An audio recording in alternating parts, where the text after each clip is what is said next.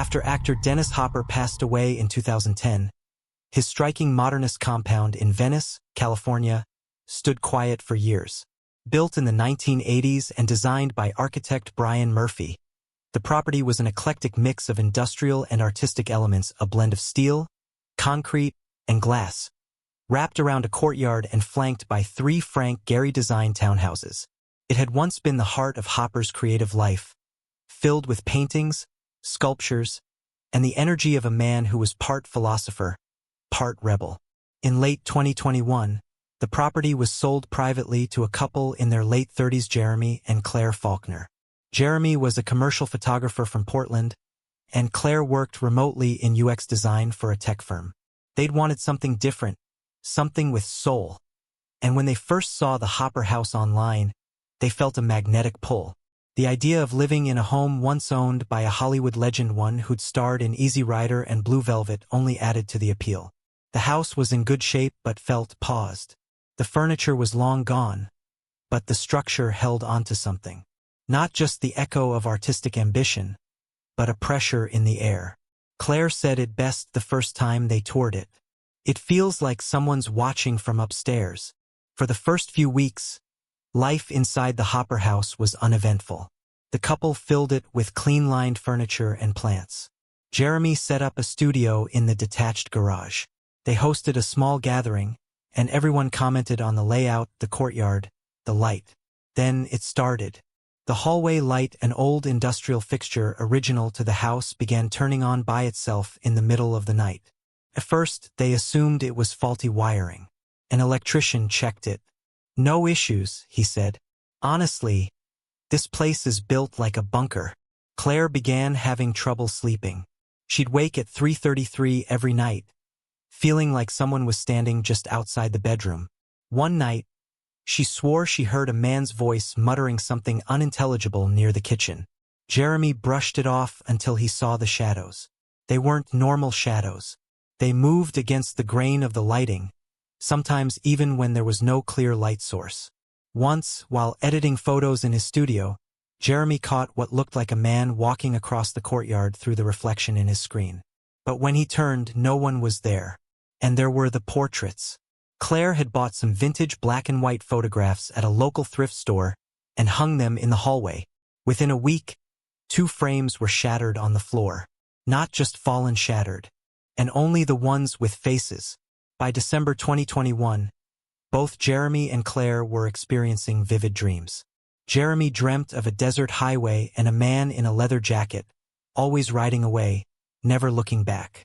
Claire's dreams were darker. A red room, a camera, and someone whispering, "It never ends, it never ends." But the most unsettling part of the house was Hopper's old art studio, now Jeremy's workspace. There was a door in the back that led to a small soundproof room, possibly once used for photo processing or audio recording. The Faulkners kept it shut. Then one morning it was wide open. Inside, Jeremy found a chair tipped over, and a dusty Polaroid of an old man he didn't recognize. He thought it was just junk left behind by the last owners. But when Claire saw the photo, she went pale. She'd seen that man. "He was in my dream. The red room. He just stood there and watched." Jeremy researched the photo. A collector friend confirmed it. The man was an art dealer who had worked with Hopper in the 90s. He'd gone missing in 2002 and was never found. In January 2022, the couple discovered a hidden compartment behind a false wall in the studio. Inside, for old VHS tapes, unlabeled. They borrowed a player and watched the first one. It showed Dennis Hopper himself, older, bearded, pacing in the courtyard. He spoke into the camera. "There's something here. This place is feeding on time, on memory, on us." The second tape was static. The third showed what looked like a performance piece, Hopper painting frantically in the red room Claire had dreamed of. The fourth tape was silent. Black and white. Someone filming the house at night. From outside. From the courtyard. From the roof. Whoever was holding the camera was still out there. In March, Claire broke down. She told Jeremy she felt like she was becoming someone else. Like the house was rewriting her. She started painting obsessively, even though she'd never painted before. Her canvas, red, always red. Shapes she didn't understand. Faces she didn't know. One night, she painted until dawn, and when Jeremy came in to check on her, she was murmuring the same phrase over and over. He never left. He just changed the medium. They moved out by April, left the furniture, took nothing but their clothes and dog. They didn't even try to sell the house, just handed it to a real estate attorney and walked away. Sits empty now. Again. Neighbors say lights still come on at 3:33. And sometimes, you can hear someone playing old jazz records from the courtyard, just like Hopper used to do. Don't forget to subscribe and like if you liked this story. The house stood vacant for 9 months. During that time, a creeping sense of stillness settled over the compound like a fog. Ivy began to climb one of the courtyard walls for the first time in decades. The Gehry townhouses next door sat unsold. Locals started crossing the street rather than walking past the property at night. Venice Beach was loud, chaotic, full of color and life, but somehow, this one corner remained untouched by it all. A quiet zone. A wound healing badly. Then, in early 2023, it was purchased again. This time, by a single woman named Samantha Lyle, 41. An art historian and private dealer with a reputation for salvaging lost works from forgotten estates. She had worked for over a decade with museum curation teams in Los Angeles and London, and had recently returned to California to begin a sabbatical year. She wanted solitude, and somewhere that felt, in her words, already stained with art. The Hopper house was still technically off-market. But through an old contact at the Getty, she was told about the property's sudden availability. No open house, no bidding war. The attorney representing the previous owners seemed relieved to hand it off. Samantha moved in on a cloudy Thursday afternoon, arriving in a matte black van filled with canvas crates, vintage textiles, and a single framed portrait of a woman whose eyes had been deliberately blurred. She did not believe in ghosts, curses, or emotional residue. She'd seen stranger things in rural France, where artists had used real blood in their oils. The first night, she barely unpacked. She stood in the center of the living room, tall ceilings, that steel beam minimalism offset by Hopper's original concrete floors, and lit a long, tapered candle. The flame flickered violently for a moment, then settled. She said nothing, but she felt it. Not fear exactly, more like observation, as though the house was assessing her the same way she was assessing it. By day, Samantha wandered through the compound with a notebook, sketching floor plans and noting oddities. A hairline fracture running up one of the interior columns that hadn't been in the photographs, a low-frequency hum in the walls that came and went, the faint scent of turpentine in the east hallway even though no solvents had been used yet. She was methodical. She documented. By night, she unpacked her archive. Old exhibition slides, handwritten letters from artists now dead, photographs of installations that never opened. She pinned them across the white walls, turning the main room into a private gallery of ghosts. But it wasn't until the third week that something changed. It began with the mirror, a beveled floor-length mirror, antique French, dated 1870s, which she placed beside the double doors leading to the courtyard. She'd owned it for years without incident.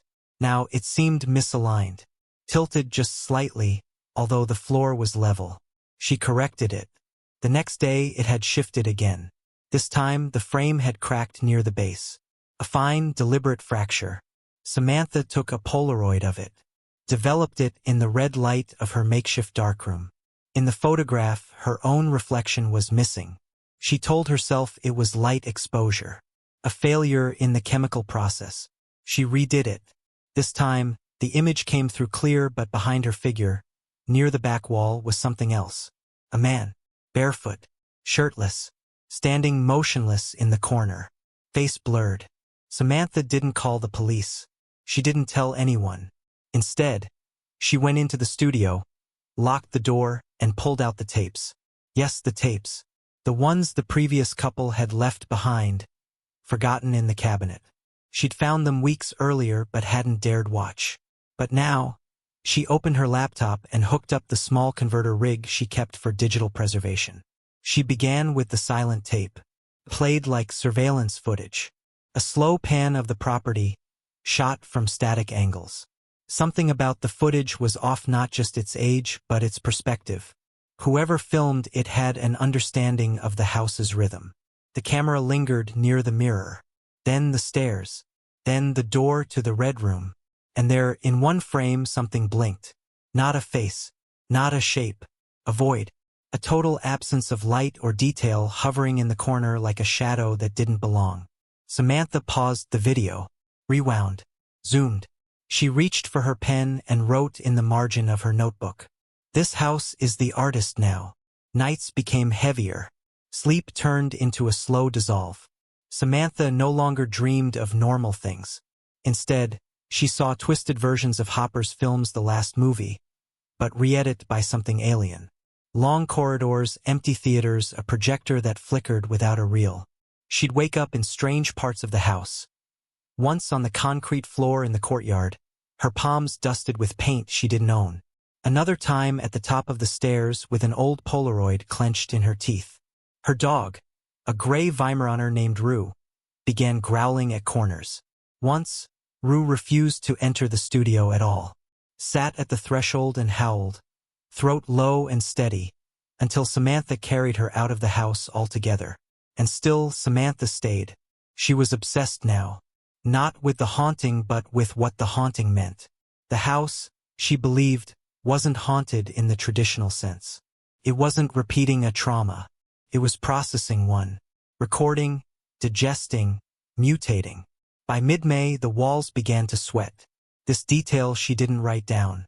But every morning, when sunlight broke over the courtyard, she noticed the faint shimmer on the southern wall, moisture without source, like the house was breathing through its skin. When she touched it, her fingers came back clean, but the smell was unmistakable. Rust and clay. One morning, she found new paint on the red room's door. A single brush stroke, still wet. The brush stroke on the red room's door was not part of any prank. Not something Samantha had done in her sleep, though the idea occurred to her. It was wide, deliberate, made with a flat bristle brush. She knew the type instinctively, the way a seasoned chef recognizes the cut of a vegetable without looking. The color was a muted crimson, neither wet nor dry, suspended in some middle state. And when she leaned close, breathing it in with the caution of a conservator inspecting a masterwork, she swore it smelled not of paint at all, but of iron. Metallic, cold, almost bodily. She left it alone. That afternoon, she stood in the courtyard for nearly an hour, trying to pinpoint what had changed. The sunlight still filtered through the steel beams the same way it did in the photos from the 1990s. The bamboo plants were overgrown, tall and lazy, rattling with every breeze from the Pacific. But there was something underneath the sound of the wind, now something faint. A breath? A rhythm? No, a reel. A film reel turning. Slow, steady, like a projector waiting to spit out a memory. Samantha backed up and turned toward the main house. No windows were open. The sound stopped as soon as she moved. Inside the red room, she finally allowed herself to linger. It had once been a dark room. She found the plumbing stubs in the wall, the cut lines where a sink had been installed and removed. Hopper's studio had been designed with an obsessive level of control over light and shadow. Every angle, every surface, manipulated how the sun hit the floor, how reflections bounced. Samantha had admired it in photographs. But now, standing in the red room, she noticed something those photographs never captured. The temperature. It was colder in here. Always. Not from a draft. The walls were thick, insulated with industrial-grade foam. But still, the chill pressed into her arms, into her spine. And the walls themselves were not quite red anymore. They were fading, as if the pigment were being slowly drained by time or by something feeding off it. There was a corner in the far end of the room she hadn't approached. A blind spot just beyond the doorframe, where the paint seemed darker, as though it had pooled there and never dried. One night, near dusk, she placed a chair just inside the threshold, faced toward that corner, and sat with a glass of dark wine in hand. She didn't bring a phone. No lights. Just the slow, bleeding twilight and the silence. At some point she wasn't sure when she realized she was no longer alone. It wasn't that she saw him. Not at first. It was the change in the air, like a drop in pressure before a storm. The wine in her glass trembled. The bamboo outside rattled in unison. And then a scrape, delicate, measured, the unmistakable sound of canvas being stretched over wood. Samantha rose, slowly, walked across the room. There, in the dark corner, was an easel, where none had been before, and on it a half-finished painting. The canvas was coarse, unprimed. The strokes were violent, layered so thick that the paint formed peaks and craters. At its center was a smear of ochre and gray, like the distorted shape of a face viewed underwater. Above it, someone had scrawled in black oil, "You left the camera running." She stepped back. Her foot hit something soft. Looking down, she saw a pile of Polaroids. Dozens. Some old and faded, others pristine. All of them showed the house hallways, doors, stairwells, all empty. All except one. The last photo in the pile was of her. Taken from above. From the roof. Through the skylight. She hadn't been on the roof. No one else had keys. That night, she slept in the courtyard. No tent, no bedding. Just the hard concrete and a wool coat wrapped around her shoulders. Rue lay curled at her feet like a sentinel. Above them, the black sky shimmered with city haze. And from the red room, a single light glowed. It stayed on until morning. Over the following week, Samantha began losing time. Her journal entries became erratic. Doodles appeared in the margins, distorted faces. Film strips unraveling. Matchsticks laid like bones. She would start walking from the kitchen to the studio and end up in the hallway with no memory of how she got there. Some nights she'd wake standing in front of the mirror near the front doors, whispering names she didn't recognize. Names like Milner, Adele, Charlie Two Eyes, the projectionist. She started speaking aloud to the house, not as a performance, not as madness, but as though she and it were in a negotiation. Felt right. The walls responded not in words, but in temperature, in sound, in the subtle way that dust shifted in sunlight. And then the doors stopped locking. Every morning she'd find one cracked open. Once it was the garage. Once the red room. Once the front door itself. Wide open, as if someone had been let out. Or in. In the second month, Samantha did something she hadn't done in years. She began painting. It started with sketches, charcoal, frantic and childlike. Then acrylic. Then oils. By the third canvas, she was no longer choosing colors. She was just mixing. A sense guided her, like remembering something backwards. She painted the red room again and again. But not as it was now. She painted it filled with people. Artists. Performers. All gathered around a central figure. A man with a camera instead of a head. Black cords spilling from his neck like hair. Lens aimed at the viewer. She called the series The Witness. She didn't know why. Only that it had to be painted. She didn't show these works. Not yet. Because one morning, in late June, she woke to find a canvas she did not remember painting. It was on the easel in the red room, perfectly lit by a beam of light that could only happen for 10 minutes at a precise angle of dawn. The canvas showed a woman seated at the edge of her bed, hands clasped, head tilted, watching, not crying, not smiling, just watching. And in the background of the painting behind her was Samantha herself, standing in the doorway, and someone behind her, not a figure, not a shadow but a second version of herself. Identical, mouth open in a silent scream, hair floating upward like it was underwater. The paint was fresh, still wet. Samantha disappeared on August 9, 2023. The last known sighting was by a delivery driver who swore he saw her standing perfectly still in the courtyard, barefoot in the heat, staring up at the empty rooftop. She didn't acknowledge him. She didn't blink. When a colleague from the Getty came by a week later to check on her, the house was unlocked. Rue the dog was gone. Samantha's paintings remained, neatly arranged in a circle in the red room, all turned inward like they were watching something at the center. In the middle of that circle stood the easel, empty. Above it, written in black oil across the wall, were the words, "The film is still running. Authorities investigated." There was no sign of forced entry, no struggle. Samantha's phone, laptop, and ID were found in a drawer beneath the mirror in the living room. Her notes were burned deliberately inside the kitchen sink. The house remains unsold, but those who walk past it at night say they sometimes see flickers in the skylight, like film projections cast on concrete walls.